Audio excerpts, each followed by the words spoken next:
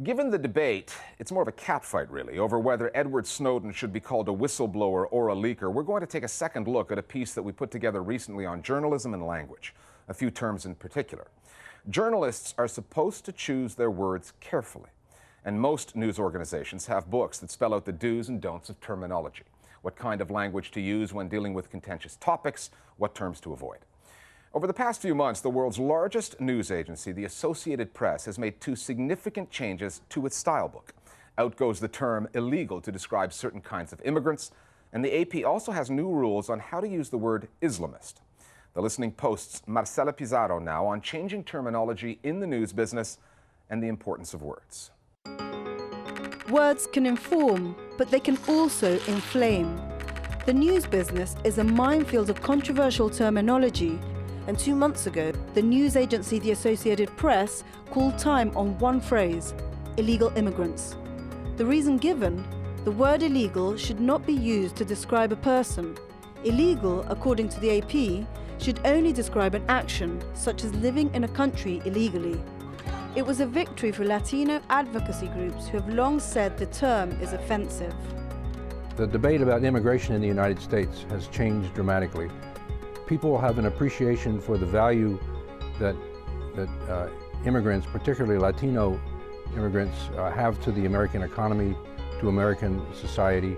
And so that explains why we are now more willing or more likely to have some kind of immigration reform legislation go through the Congress.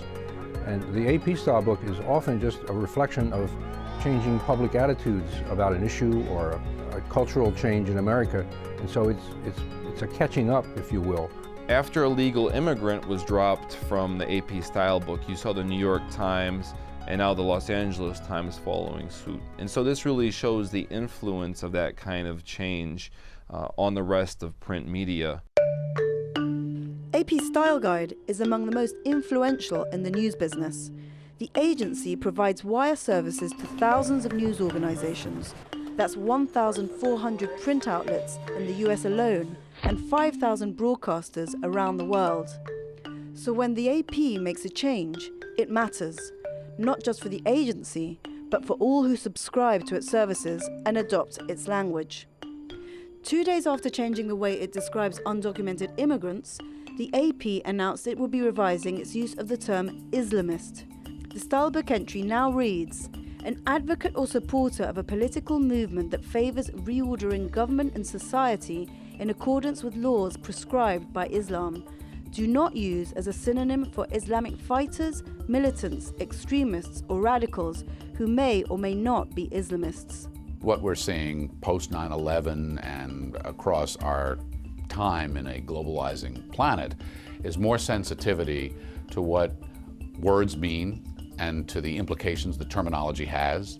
And the term Islamist is, I don't know what that means. Is that somebody who believes in Islam? Protests by Islamists. Is that somebody who believes fervently in Islam? Black flags, the Islamists.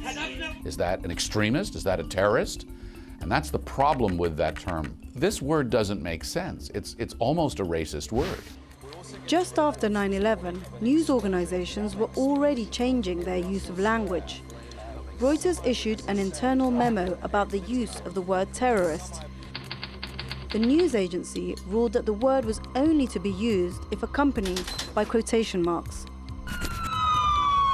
After the 2005 bombings in London, the British Broadcasting Corporation issued new guidance for staff to opt for less loaded terms than terrorist, like militant or extremist. We hadn't banned the word terrorism.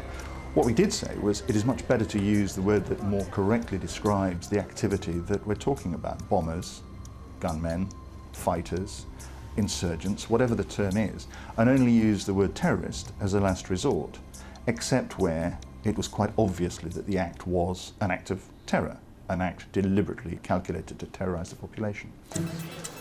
Journalists reporting political events have to be careful, because the stories they report are already framed by the language used by those in positions of power, be it at press conferences, in official statements, sources, or even institutional names. Countries, organizations, militaries name their defense forces, Just that name, Defense Forces. What if a defense force goes on the offense? Is it still a defense force? If Israel calls its army the Defense Force, then for the sake of clarity and for the sake of simplicity, if nothing else, I think it's probably right to call them by that name. At the exact moment Israeli defense forces began hitting their targets in Gaza, we tend to call separatist movements by the name they choose for themselves. We tend to call insurgent groups by the names they choose for themselves. I think people are quite used to this, and they're wise enough and sensible enough to know that if this insurgent group is calling itself this, we don't have to go along with all the adjectives it uses to describe itself. They call themselves the Free Syrian Army. They name military operations, Operation Desert Storm, Operation Iraqi Freedom, or whatever it's going to be. The start of the campaign called Shock and Awe. So these are loaded terms. They are often going to reinforce the meaning that its authors, meaning governments, give them, and therefore, almost by definition, they become propaganda. Everybody does it. So what do you do as a news organization? Some of these things you can get around. You can refer to the Israeli military. You can refer to the war in Iraq. Al Jazeera's style book has addressed all these words. Terrorism, Israeli Defense Force, Islamist, war on terror. You won't see any of these on the auto cue. But in the world of 24-hour news, increasingly driven by digital content, are style guides still as influential as they once were? Social media and citizen journalism are undermining traditional news institutions, using new technology and introducing random, chaotic elements to the news discourse that no style guide, however well considered, can possibly contain. Journalism is now in the middle of some very dramatic changes in which anybody can declare themselves to be a journalist, can start a blog, can start a social media site, and that's terrific. You know, it widens the debate. There can be these editorial guidelines that give clear rules about the use of problematic terms like terrorism. But it's when you get into a breaking news situation and you have cable news filling up its 24-hour news cycle with kind of talking heads and chatter, waiting for the next news update, where speculation and rumors really drive things, that you have an imprecise use of language. This was a dark-skinned male. These pundits and experts and presenters and journalists are just sort of talking to fill time, and they don't have their, an instant checker with the guidelines. That's why the AP style book remains important as a source for neutral language. There's much less standardization anymore, and so words can mean anything to anybody.